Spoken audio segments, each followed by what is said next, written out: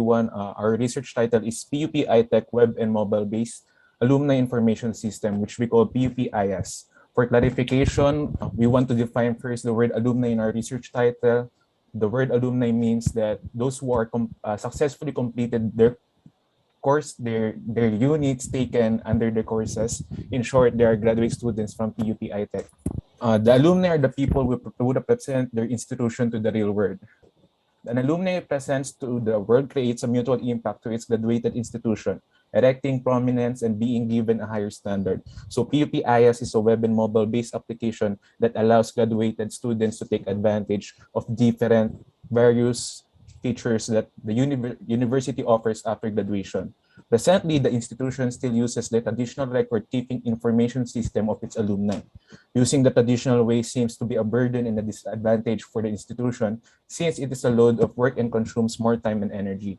This research aims to create a system that enhances the record and make a reliable, convenient system wherein the institution will be stress-free and can easily track their alumni. This research assumes that the PUP-IS will lead to a better network between the alumni and the school.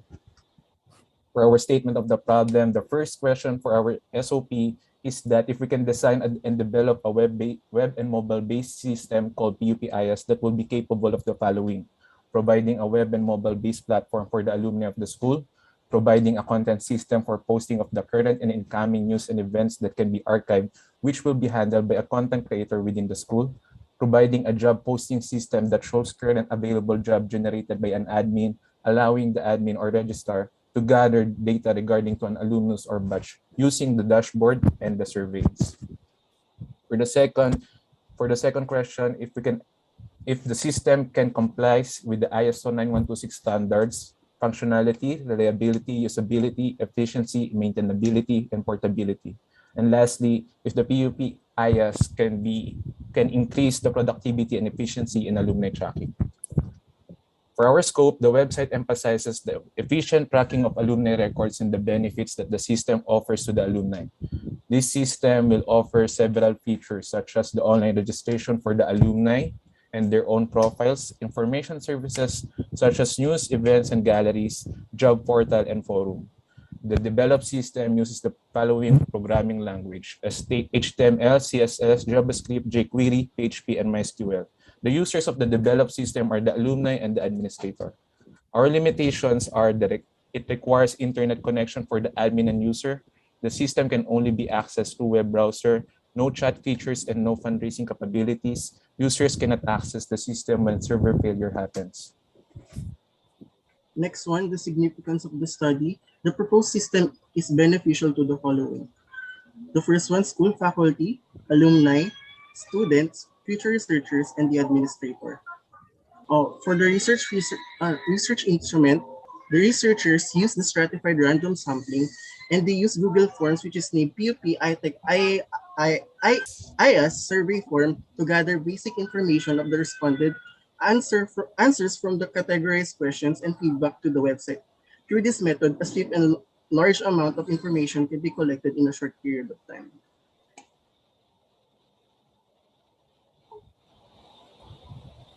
The conceptual framework, IPO, was used in describing this conceptual framework. The input stage includes the knowledge, hardware, and software requirements. In the process stage includes the SDLC. The output is the PUP iTech web and mobile-based alumni information system and the evaluation or feedback. The system architecture. On the left is the alumni who will use computer or smartphone with internet to access the web app services. The contents of the web app are from a database that's managed by an administrator. So for our system procedure, the admin will import the alumni master list to the database. Then the alumni will manually register to the system. After that, the system will notify the alumni for account information through their email, and then they can now log into our PUPA IS. Then after they log in, they will be redirected to profile editing and taking the accomplishment survey. And now they can access to our tracer survey that will generate report through the use of our admin. And alumni will be updated through news, events, forum, and galleries, PUPIS content, and they can access job portal for finding a new job. After that, our use case diagram, our actors are the alumni, admin, and the super admin. The alumni will log in and it will extend to the alumni profile. And after the alumni profile, it will extend to the alumni tracer survey, and now they can access the full PUP AIS. And now the admin can manage the survey, the contents, the alumni report, the job portal, and create the alumni accounts through the master list. For our super admin, the super admin will be the one who will create the admin and the content creator. Next, for the context level data flow diagram, there are three users involved. The first one is the alumni, which to access the website, he needs to insert his student ID, last name, email, and password and birthday, and the system will provide news, events, jobs, and forums. Next is the admin, where the admin will provide the alumni tracer survey, and the system will give the alumni credential and status. Last one is the super admin, where the admin manages the admin and the content creator accounts, and and he will know the admin and the content creators. For our level 1 DFD, we have the alumni as an external entity. Then it will go to the alumni registration. After that, the alumni can now update his or her profile. After updating their profile, they need to answer an accomplishment survey.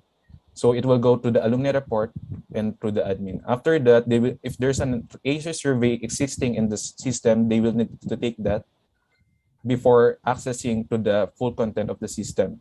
So for the admin, it can manage all the features between all the features in the system, as you can see here.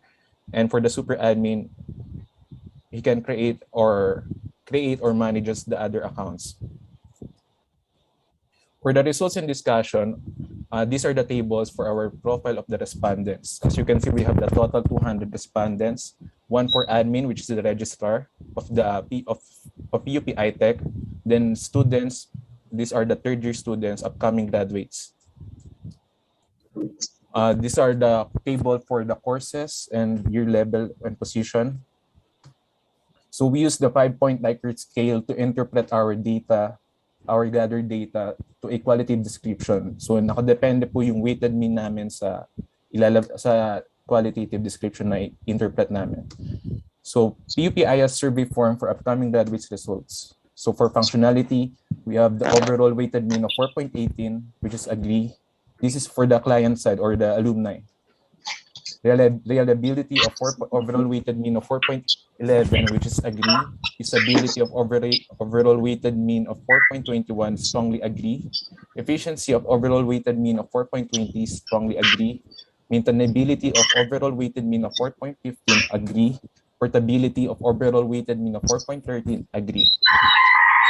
So for the overall ISO 9126 of the user side, which are the alumni, we enlisted here the overall weighted mean of each category, then we total it in this table. So we have the overall weighted mean of 4.16, which is agree for the user side.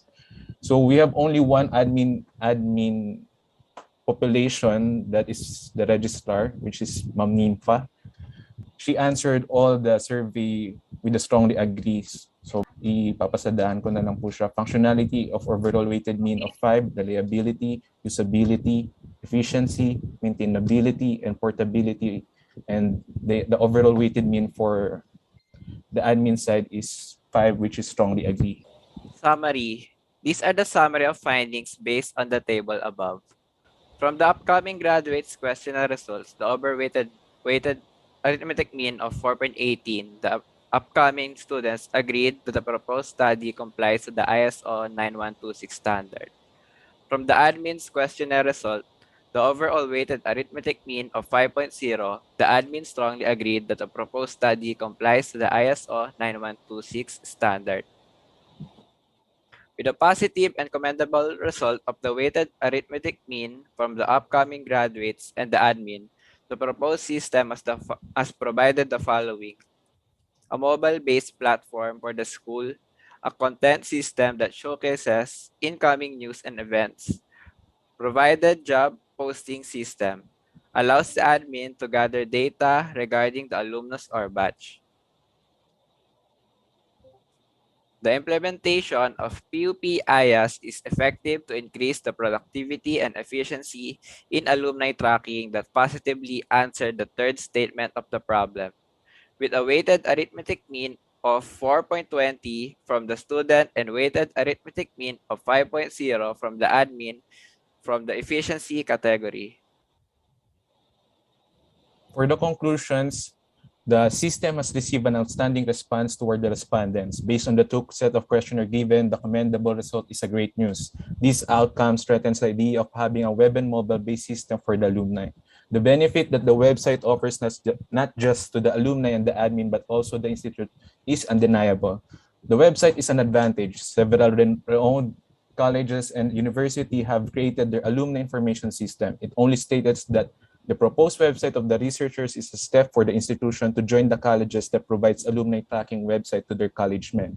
The results answer the statement of the problem with great results. The proposed study of the researchers concluded the answers of the problem. The system provided numerous benefits for the alumni, the admin, and the school. It was evaluated and complied to the ISO 9126 standard, and the implementation of the PUP shows efficiency and productivity in alumni tracking. For the video presentation. So good afternoon. This will be our presentation for our system, which is PUP iTech Alumni Information System. So unahin natin yung sa admin side. So dito sa dashboard ng system, dito natin makikita yung total visit count ng alumni today, this month, and this year. Dito rin makikita kung ilan yung active job openings, kung ilan na yung nag-respond sa latest survey na ginawa ng admin. Tapos dito sa alumni graph, dito makikita kung ilan yung alumni na graduate per course dun sa batch na yan. Lastly, sa forum activity, dito makikita ng admin natin yung latest post, comments, and replies ng mga alumni. So next is yung alumni. Dito sa alumni, dito makikita yung master list ng mga alumni. Dito rin tayo pwede magdagdag ng course and batch. So magdadagdag tayo ng isa. So idadagdag natin yung course na DEET and yung batch 2022.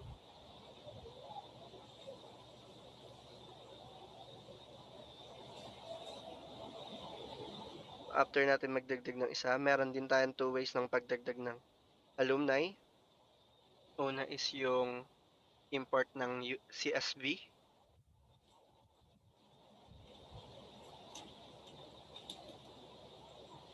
So, andito sila.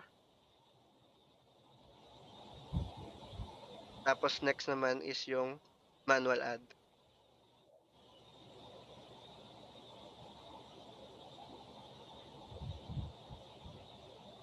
So, next naman natin is yung content panel.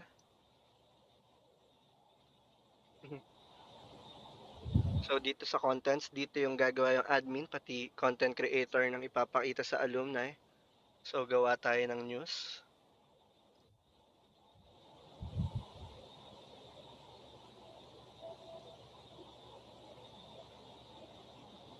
Pwede rin siya i-edit,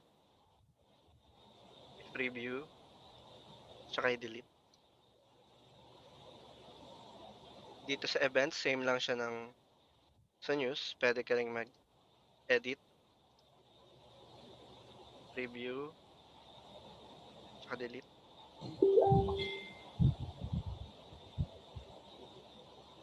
So, dito sa gallery, ito pwede gumawa ng bagong album. So, add lang tayo ng mga picture. So, kailangan din niya ng album name. So, pag hindi mo gusto yung thumbnail, pwede mo siyang palitan.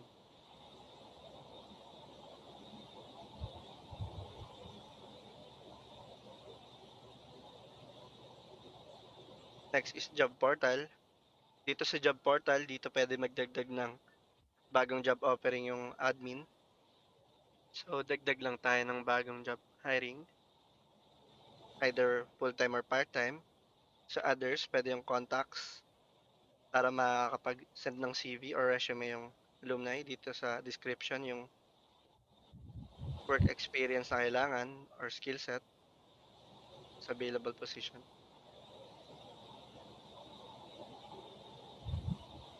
Pwede mo siyang i-edit. Pagtapos na yung job hiring, pwede siyang i-archive ng admin para malaman ng alumni na tapos na. Save. Pwede rin i-preview.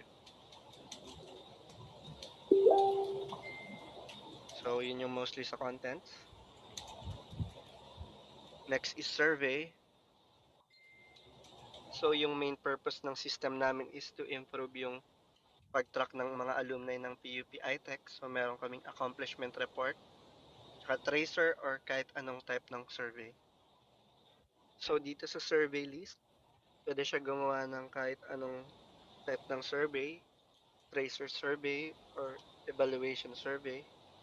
So, meron siyang two options. Una is yung built-in, next is yung Google Forms. Sa Google Form, need niya ng yung mismong link and yung editor link.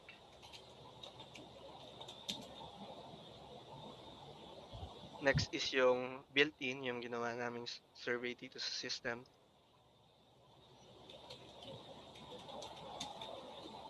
So, para mag-add ka ng question dito sa ginawa naming survey na built-in, na mga i-view tapos mag-add ka ng new question.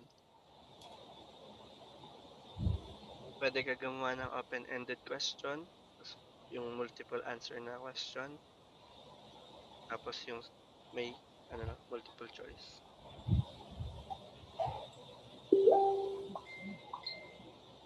Pwede rin natin siyang i-edit.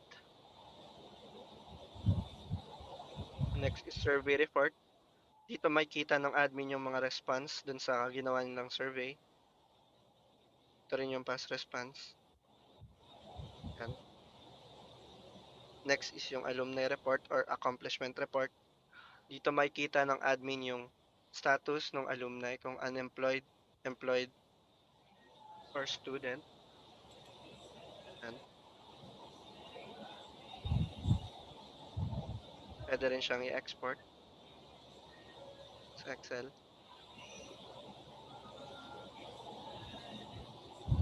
Is yung admin settings. Pwede siyang mag-edit ng profile niya, change ng password, gumawa ng bagong admin account.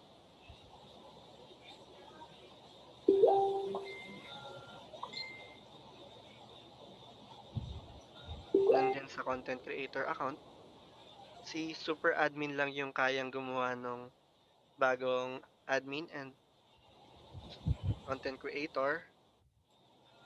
So, papakita natin yung content creator. So, sa content creator, ang makikita niya lang na panel is yung contents. Kaya niya lang din mag-add, remove, or delete. Settings. Yung sa content creator. Next is yung sa alumni side. So, yung unang gagawin is magsa-sign up. Kailangan yung student ID, last name, pati birth date is mag-match dun sa master list. Dito sa email, kahit personal email lang. Ito na yung gagamitin mo pang login. Isasend siya ng email. Ayan. Login natin siya. So, pag sa una, pag yung sa i-edit mo yung profile or i-update mo, pag wala siyang mga wala or kulang yung information, pwede mo siya idagdag. Pwede mo rin palitan yung picture mo. So, dito naman sa privacy settings, pag in-agree niya, kukunin niya yung or iti-take niya yung accomplishment report. Tapos pag dinis-agree niya naman, ipupunta lang siya dun sa profile and then pwede siyang mag-take ng mga survey na binigay ng admin. So, sa unemployed, yung kailangan lang na information is yung date of graduation. Optional lang yung date of first employment. Same lang siya dun sa student. Sa employed naman, yung mga required lang na fields is yung date of graduation, date of first employment, date of current employment, current type of work, pati work position. Optional lang yung income, pati company ID, since confidential siya usually. Pero pag yung sa company ID, pwede mo siyang ilagay or may consent galing sa company. Much better kasi parang proof na nagtatrabaho ka pa talaga. If ibawal naman, okay lang din naman. So, submit response. Kita natin yung profile na nilagay natin. So, ito yung mga survey na ginawa natin kanina. Kailangan niya muna to i-take para makapasok talaga siya dun sa system. So, gawin lang natin siya saglit. Pag Google Form yung survey na kukunin mo, kailangan mo muna siyang i-start.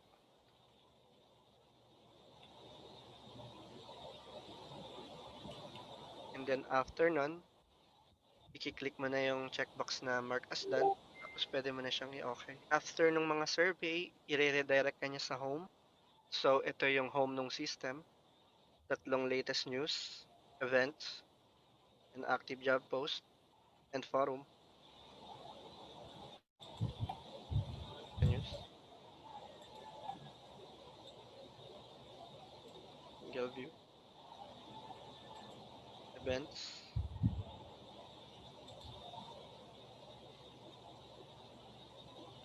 Jobs. So, ito yung forum. Pwede ka gumawa ng post.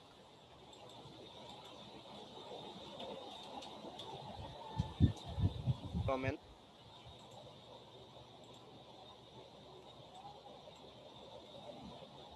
Pwede ka rin mag-reply. Next, gallery.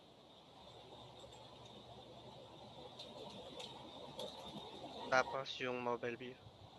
Yung mobile view namin is alumni or user side lang yung responsive. Yung admin side namin is kailangan naka-laptop or PC talaga. So, reminder lang. So, yun na yung dulo ng mobile view. Tapos, yun na din po yung sa dulo ng presentation namin. So, thank you po for listening. Yun lang po.